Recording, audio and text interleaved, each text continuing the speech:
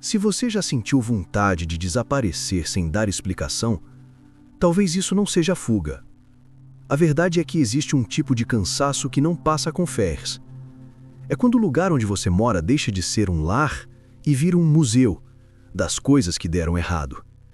Cada interação, cada rotina, cada vínculo parece te lembrar de quem você foi, não de quem você quer ser. Hoje, você vai descobrir 5 sinais de que sua alma precisa de movimento, não de estabilidade.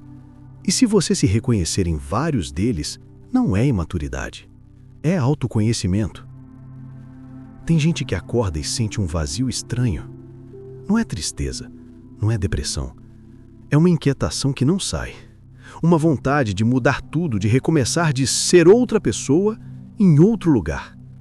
E a primeira reação é pensar, tem algo errado comigo. Mas e se não tiver? E se essa vontade for apenas o seu eu verdadeiro pedindo espaço para respirar? Porque a gente cresce acreditando que ficar é sinal de maturidade, que estabilidade é vitória, que raízes são sempre boas. Mas ninguém fala que às vezes essas raízes viram correntes, que ficar no mesmo padrão pode ser só medo disfarçado de responsabilidade. Que você pode estar preso numa vida que já não cabe mais em você. E quando isso acontece, o corpo sinaliza, a alma grita, só que de um jeito silencioso. Agora, vamos aos 5 sinais de que você não foi feito para ficar parado. 1. Você sente que já não reconhece mais quem você é. Houve um tempo em que suas decisões tinham sentido, suas escolhas pareciam naturais. Mas hoje tudo parece automático. Você age por costume, não por desejo. As pessoas ao seu redor te reconhecem, mas você se sente estranho, como se estivesse interpretando um personagem que já não te representa. Você vê fotos antigas e pensa, quem era aquela pessoa? Onde ela foi parar? Isso não é perda de identidade. É sinal de que você evoluiu, mas as suas rotinas e vínculos não acompanharam. Quando o que você faz todos os dias não reflete quem você se tornou, o corpo entra em modo de alerta. Você sente uma desconexão interna. Não é que você queira ser outra pessoa, é que você quer voltar a se sentir real, autêntico, presente. Quando sua vida vira uma repetição automática, mudar não é sobre geografia, é sobre reconexão com quem você é hoje. 2. Cada vínculo parece carregar uma lembrança dolorosa. Você percebe que certas relações, certos ambientes, certos rituais sempre te lembram de momentos difíceis. Não é só o lugar, é a pessoa, é o hábito, é a dinâmica.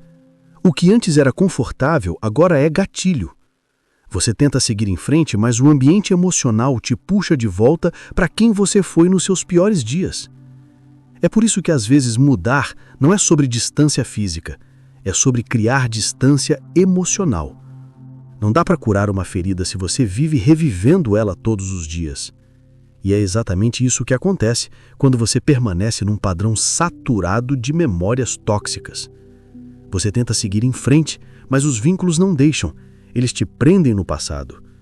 Quando seus vínculos se tornam seu algoz, criar distância não é fuga.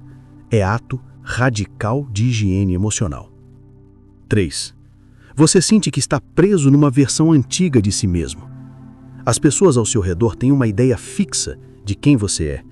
Elas esperam que você haja de certa forma, que você responda de certa forma, que você continue sendo quem elas conhecem. E quando você tenta mudar, elas resistem. Não por maldade, mas porque a mudança incomoda. Ela quebra o conforto da previsibilidade. Então, sem perceber, você congela. Você se adapta às expectativas alheias para não criar atrito. E aos poucos você deixa de ser você para continuar sendo o personagem que escreveram para você. Quando você cria distância emocional, quando se permite ser quem você é agora, você reinicia a narrativa. Ninguém sabe seus erros, ninguém sabe seus fracassos. Você pode ser quem você quiser. Não é fingimento, é reconstrução.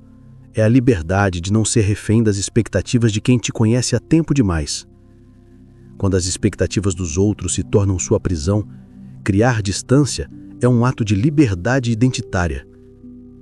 Você tem vontade de sumir sem avisar ninguém. Não é sobre cortar laços, é sobre desaparecer da narrativa coletiva que construíram sobre você. Você fantasia: e se eu sumisse? E se eu acordasse amanhã em outro lugar, sem dar satisfação, sem despedidas dramáticas, sem precisar explicar?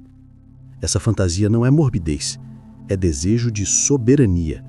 É você querendo retomar o controle sobre sua própria história.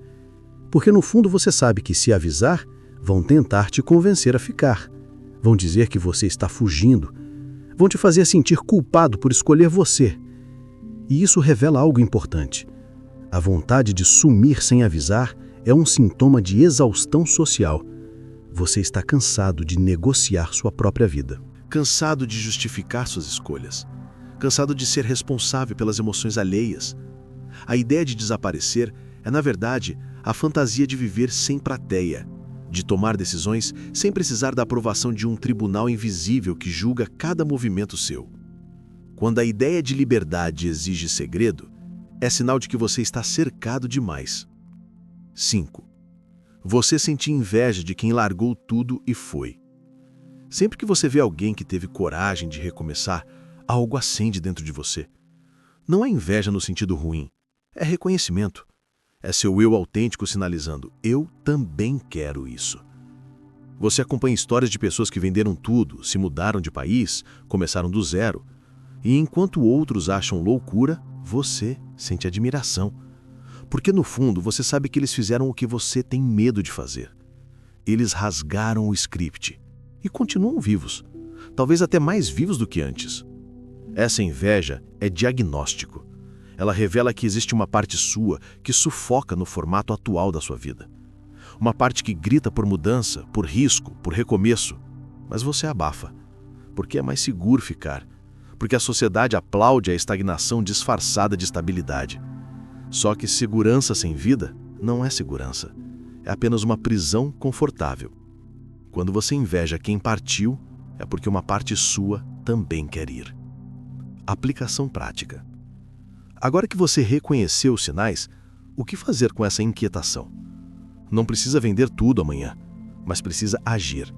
Precisa criar movimento. Aqui estão 3 práticas simples para começar a recuperar sua liberdade narrativa sem esperar permissão de ninguém. Mapeamento relacional. Reserve 20 minutos sozinho. Pegue papel e caneta. Faça 3 colunas. Quem me vê como realmente sou, quem me vê como eu era e quem nunca me viu de verdade. Seja brutalmente honesto. Preencha cada coluna sem julgamento. Apenas observe.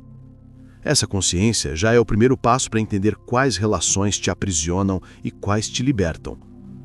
Depois pergunte-se: quanto da minha vida eu gasto tentando corresponder às expectativas de quem está na 2ª e 3ª colunas?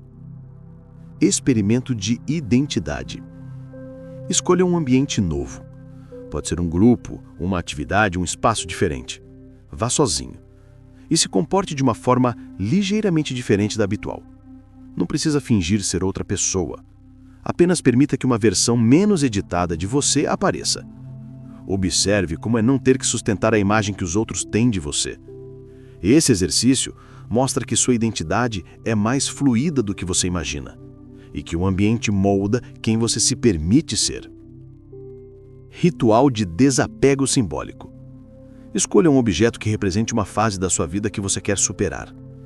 Pode ser uma foto, uma roupa, um documento. Não precisa ser grande, apenas simbólico. Escreva numa folha tudo o que aquele objeto representa.